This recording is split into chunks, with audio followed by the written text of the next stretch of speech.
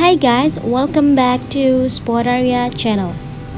So in this video, I'll show you how to find several downloaded files. But before you continue this video, I hope you like, comment, and subscribe to support this channel, and don't forget to hit the notifications bell. So without any further ado, let's get started. Well guys, by default, files downloaded in Safari are saved in the Downloads section of the Files app. And for it, you have to open your File apps. Then tap the Downloads section of the Files app. But you can easily customize the storage location by launch the Setting apps. And then select the Safari section, scroll it down, and tap it.